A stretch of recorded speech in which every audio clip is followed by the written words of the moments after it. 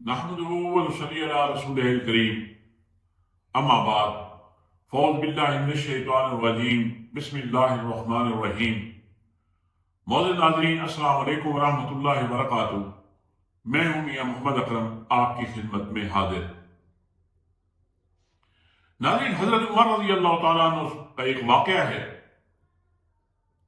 کہ وہ بیت اللہ کا طواف کر رہے تھے اور جب حجر اسود کا بوسہ لینے لگے تو وہاں پہ ایک بڑی خوبصورت بات فرمائی۔ اگر ہم اسی کو اپنا لیں تو ہمارا جو عقیدہ توحید ہے وہ ہماری دنیا بھی چمکا دے گا اور آخرت بھی چمکا دے گا۔ آپ رضی اللہ تعالیٰ نے فرمایا کہ اے حجر اسود، یاد رکھ، نہ تو مجھے کوئی نفع دے سکتا ہے اور نہ کوئی تو میرا نقصان کر سکتا ہے۔ میں تمہیں صرف اس وجہ سے بوسہ دے رہا ہوں کہ میں نے اپنے پیارے نبی حضرت محمد مصطفیٰ صلی اللہ علیہ وسلم کو یہ امر کرتے دیکھا۔ ناظرین، اس وقت جو ہماری امت مسلمہ کا جس طرح کا ایک لیول بن چکا ہے یا جس طرح کے حالات ہیں، میں بندہ ناچیز یہی سمجھتا ہوں کہ اصل بات یہ ہے کہ ہمارا عقیدہ توحید بہت زیادہ کمزور ہو گیا ہے۔ ہم جناب اکثر یہ دعائیں بھی کرتے رہتے ہیں کہ یا اللہ، سب کچھ تجھ سے ہونے کا یقین، غیر سے کچھ نہ ہونے کا یقین یا اللہ ہمارے دلوں میں پیدا کر دے۔ لیکن وہ میرے خیال میں شاید ہم وہ دعا سمجھ کر نہیں کرتے۔ اور ناظرین، عمران خان ایک ایسی ہستی کہ جنہوں نے عقیدہ توحید ہمارے اس معاشرے میں جس طرح کہ ہمارا علم کا لیول ہے، وہ ان پڑھ ہو یا صاحب علم ہو، اس نے عقیدہ توحید ایسا ہمیں سمجھا دیا ہے کہ اب اس کے اثرات، اس کے ثمرات ہمارے جیسے معاشرے میں روز روشن کی طرح عیاں ہو چکے ہیں کہ اب حالات ایسے ہیں کہ جو کبھی پہلے سوچا ہی نہیں کرتے تھے کہ اب وزیر اعظم جاتے ہیں ایجوکیشنل انسٹیٹیوٹس میں، اسٹوڈنٹس اتنی دیدہ دلیری سے کوشچن ریز کرتے ہیں کہ جس کا کبھی تصور نہیں کیا تھا۔ کاکڑ صاحب کی مثال دیکھ لیں کہ پچھلے دنوں میں جتنے انہوں نے تعلیمی اداروں کا وزٹ کیا ان کو منہ کی کھانا پڑی۔ یہ لوگ پریشان ہو گئے جو کبھی سوچا ہی نہیں تھا انہوں نے کہ اس طرح کا کوئی بڑا آدمی بھی ہمارے خلاف اس طرح کے کوشچن ریز کرے گا جس طرح ان بچوں نے کیے۔ یہ اسی بات کی دلیل ہے کہ اللہ نے ہمیں ایک ایسا لیڈر دیا جس نے اسی بیس پہ معاشرے کو ایسے کھڑا کیا کہ جو کبھی یہ معاشرہ سمجھتا تھا کہ یہ جو ہمارے سیاستدان ہیں یہ کوئی اپر لیول کے لوگ ہیں، ان کے خلاف بات کرنا، اپنا کوئی مسئلہ بیان کرنا، اپنے حقوق کی بات کرنا ایک بہت بڑی مصیبت کو دعوت دینے کے مترادف ہے۔ اور ان سیاستدانوں نے ایک ایسا ماحول بنایا ہوا تھا ملک میں کہ جیسے وہ آقا ہوں اور ہم غلام ہوں۔ اس عقیدے کی بنیاد پہ اس وقت جو حالات ہیں وہ یہ لگ رہا ہے کہ یہ عوام حقیقت میں یہ ان کے بڑے ہیں، یہ اپنی طاقت سے ہی ان لوگوں کو اسمبلیوں تک پہنچاتے ہیں، ان سے ہم سوال کر سکتے ہیں، یہ ہمارے جواب دہ ہیں۔ آج یہی سیاستدان عوام سے ڈرنے لگے ہیں۔ اب ان کو زمین کا جب سودا کرنا ہوتا ہے تو اس کا اگر تصور بھی ان کے ذہن میں ہے تو عوام کے خوف کی وجہ سے ان کی روحیں کانپ جاتی ہیں کہ اگر ہم نے ایسی حرکت کی، عوام کے مینڈیٹ کو بیچا، تو انہوں نے ہمارا وہ حال کرنا ہے کہ ہم اس معاشرے میں عزت کے ساتھ سروائیو نہیں کر سکیں گے۔ ناظرین، میں نے پچھلے کئی ویلاگز میں، میرا کہنے کا مقصد یہ نہیں ہوتا کہ میں کوئی اتنا اچھا انسان ہوں، میں تو بہت ہی کمزور ہوں، میں تو اتنا سیاہ کار ہوں کہ اللہ تعالیٰ سے سوائے فضل کی امید کے، اللہ تعالیٰ کی رحمت کی امید کے علاوہ میرے پاس تو کوئی ایسا اچھا عمل نہیں ہے۔ لیکن ناظرین، میں نے آپ سے کئی بار کہہ چکا ہوں اپنے خواب کے حوالے سے، جو خواب ہوتا ہے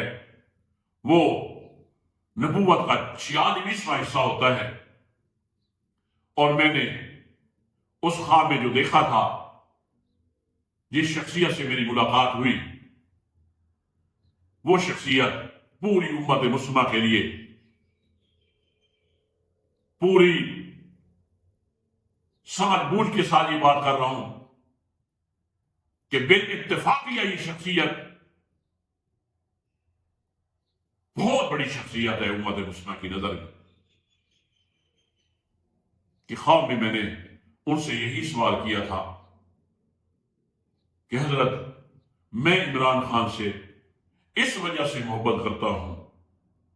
کہ یہ ناموس رسالت کا سپاہی ہے،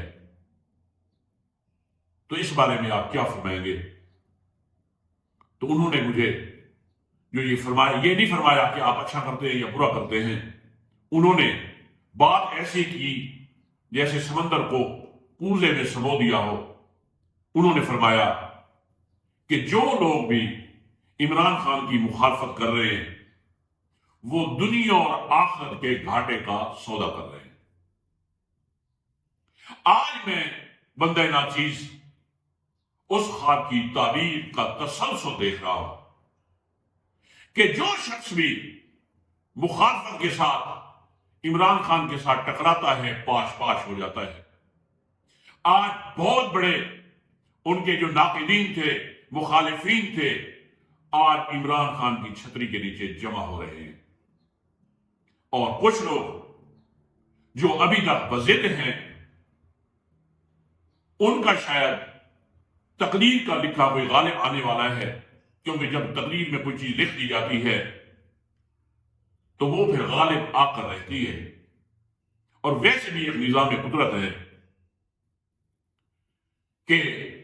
کچھ لوگ ایسے ضرور ہوتے ہیں جنہوں نے عبرت کا نشان بننا ہوتا ہے۔ ان کی موجودگی سے ہی حق کو دوام ہوتا ہے۔ اگر دیکھیں، اگر جھوٹ نہ ہوتا تو سچ کی اہمیت کو کون جانتا؟ نیک نہ ہو، بد نہ کوئی ہوتا تو نیک کی کیا اہمیت ہوتی؟ رات نہ ہوتی تو دن کی اہمیت کا ہمیں اندازہ کیسے لگتا؟ تو یہ ایک نظام قدرت ہے، یہ وہ نہیں ہے، اور کچھ لوگ ضرور رہیں گے نشان عبرت کے لیے۔ یہ اللہ کا ایک نظام ہے، اللہ یہ لوگوں کو دکھانے کے لیے کچھ لوگوں کے ساتھ ایسے معاملات کرتے ہیں تاکہ آنے والی قومیں، آنے والے لوگ ان کو دیکھ کر سبق حاصل کریں، عبرت پکڑیں۔ ناظرین، اس وقت جو حالات چل رہے ہیں ان میں اس میں کوئی شک نہیں کہ جس طرح نے عمران خان نے اس معاشرے کو کلمہ سکھایا ہے. مجھے مولانا طارق جمیل صاحب کی اللہ ان کی عمر میں برکت دے، بڑی خوبصورت بات فرمائی کہ انہوں نے قوم کو کلمہ ایسا سکھا دیا ہے کہ شاید بڑے بڑے علماء بھی نہیں سکھا سکے. آج اس کا یقین کہ سب کچھ اللہ کی طرف سے ہوتا ہے، آج اس نے ثابت کر دیا ہے. ہمیں سیکھنے کی ضرورت ہے کہ جن نظریات کو ہم وربلی ڈسکس کرتے تھے، آج اللہ نے ہمیں اس کا پریکٹیکلی طور پہ نمونہ دکھا دیا ہے کہ اگر آگے بڑھنے ہیں، وہ دنیا ہو یا آخرت ہو، بیسک چیز یہ ہے کہ ہمارا عقیدہ ٹھیک ہونا چاہیے. جب تک عقیدہ ٹھیک نہیں ہوگا، اس وقت تک جو خوف کے بت ہیں وہ ہمیں نہ دنیا میں آگے بڑھنے دیں گے نہ آخرت میں آگے بڑھنے دیں گے. شیخ سعدی رحمت اللہ علیہ کا ایک فرمان ہے کہ جو لوگ اپنے خالق سے ڈرتے ہیں، پوری مخلوق ان سے ڈرتی ہے. آج اس کی حقیقت ہمارے سامنے ہے کہ ہماری اسٹیبلشمنٹ ہو، ہماری یہ پی ڈی ایم کی جو شکلیں ہیں، ان کا حال دیکھ لیں کہ تھر تھر کانپ رہے ہیں. یہ عمران خان کی غیر کوئی روب اور دبدبہ کیا ہے؟ ان کے پاس سوائے عقیدے کی دولت کے، عقیدے کے ہتھیار کے طور پہ جو عقیدہ ہے، عقیدہ توحید کہ سب کچھ میرے اللہ سے ہوتا ہے، زندگی موت عزت ذلت سب میرے اللہ کے ہاتھ میں ہے. اس عقیدے کے خوف میں یہ پریشان ہے اور اس عقیدے سے یہ خوف میں مبتلا ہو رہے ہیں. ناظرین، آج دیکھ لیں کہ مخالفین جو عمران خان کے ہیں، ان کو جو سپورٹ کرنے والے لوگ ہیں، میری اپنی آبزرویشن ہے، یقین جانیے ایک ندامت کا احساس ہے ان کے اندر کہ ہم سے کیا غلطی ہوئی کہ ہم جناب ان کو سپورٹ کر کے ایک ذلت اور رسوائی کا ہمارے اندر ایک احساس ہے کہ ہم نے غلط لوگوں کو سپورٹ کیا. یقین جانیے وہ کسی مجمع میں بات نہیں کر سکتے، لوگوں کے ساتھ میل ملاپ نہیں کر سکتے، کیونکہ ہر جگہ پہ وہ ایوانوں سے لے کر چھوٹے چھوٹے چوکوں ہوٹلوں پہ عمران خان کی بات کے علاوہ کوئی بات ہی نہیں ہو رہی. آخر کیا وجہ ہے؟ وجہ میں نے بتا دی کہ اللہ کی شان ہے کہ جب اللہ کسی قوم کی حالت کو بدلتے ہیں نا، تو اس کے لیے پھر اللہ تعالیٰ فرشتے نہیں اتارتے، اسی طرح کے لوگ پیدا کر دیتے ہیں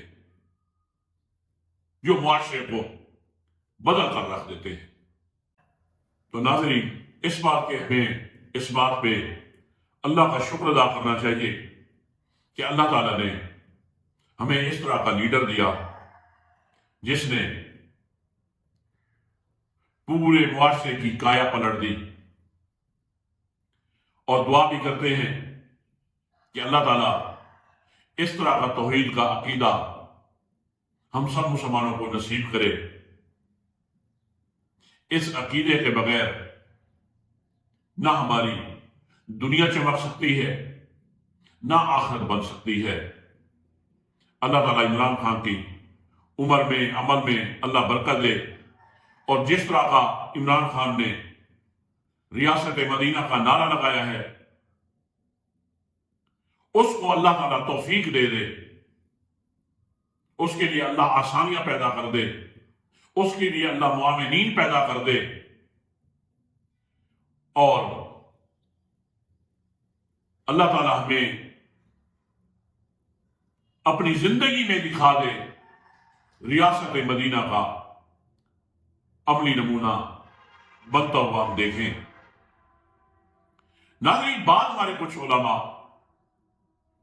کہ جیسے میں عمران خان کی کچھ اوصاف یا کچھ اس کے حوالے سے بات کرتا ہوں تو وہ تنگ نظری کی بنیاد پہ، تنگ دلی کی بنیاد پہ کمنٹس کرنے لگتے ہیں، تنقید کرتے ہیں، بلکہ بعض بڑی برگر قسم کی لینگویج استعمال کرتے ہیں. مجھے اس سے کوئی فرق نہیں پڑتا. جیسے شروع میں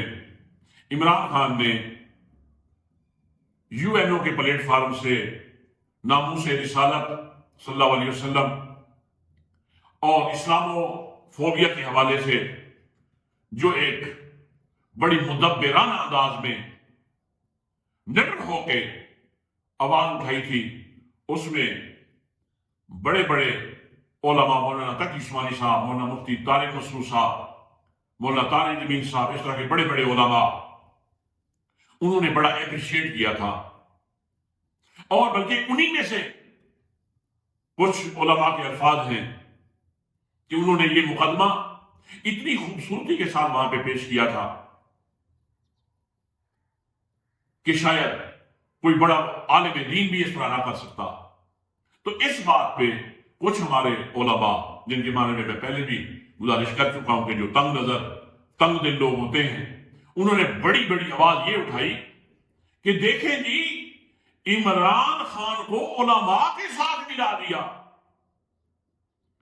انا للہ و انا الیہ راجعون. دیکھیں، یہ صفات کسی بندے کی اپنی ذاتی اس کا عمل دخل نہیں ہوتا. عمران خان کے اندر جو صفات ہیں وہ اللہ نے رکھی ہے، اور اللہ جس کو چاہتا ہے نواز دیتا ہے. اس کی مثال میں دوں گا کہ حجاج بن یوسف اسلامی تاریخ کا ظالم ترین حکمران، جس نے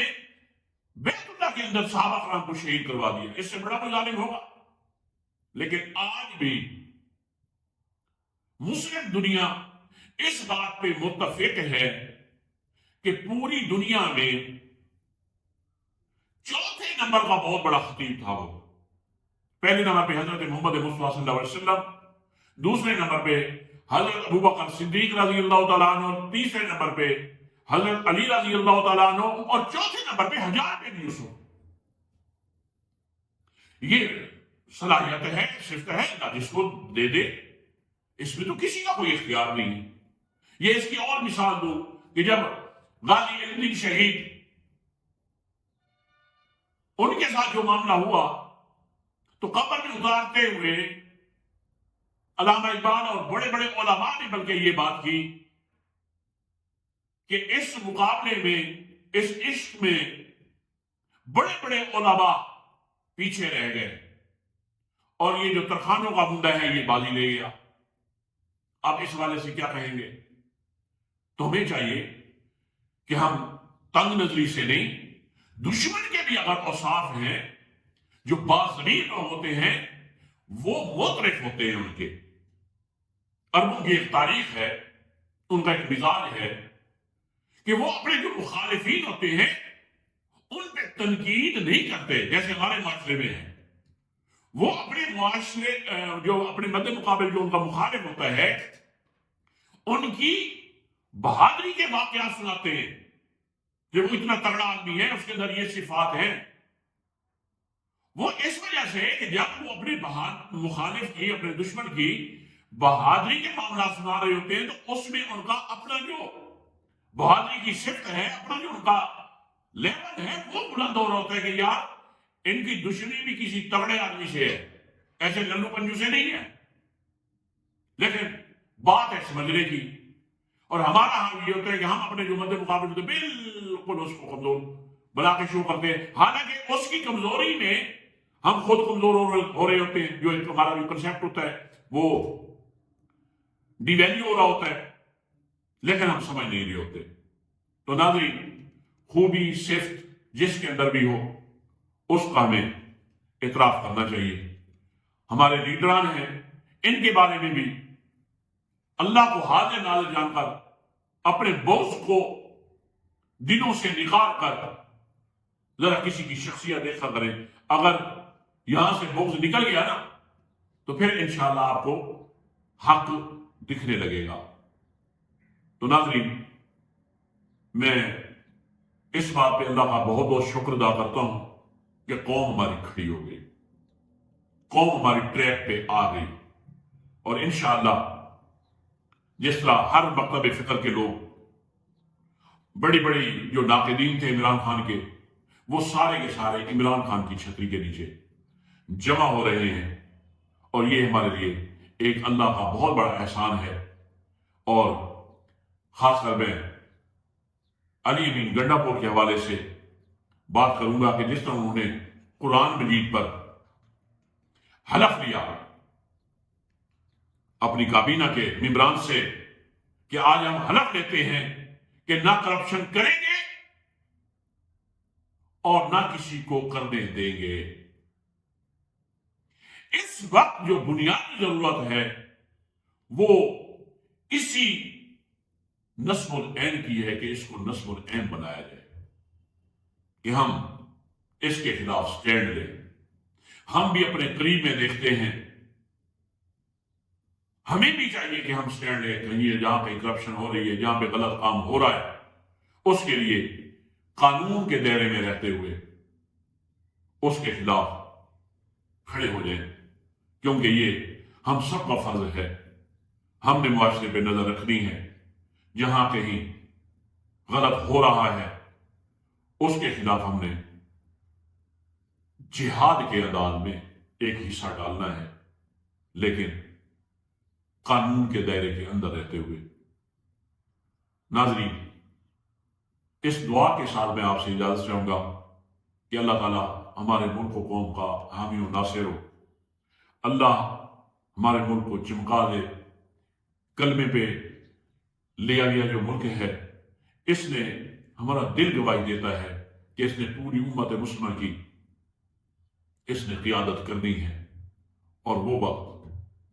قریب ہے، اور انشاءاللہ غالب امکان ہے کہ اللہ تعالیٰ ہمیں اپنی زندگی میں ہی اپنی آنکھوں سے اللہ تعالیٰ ہمیں ضرور دیکھنا نصیب کرے گا۔ اسی کے ساتھ اجازت چاہتا ہوں۔ السلام علیکم ورحمۃ اللہ وبرکاتہ۔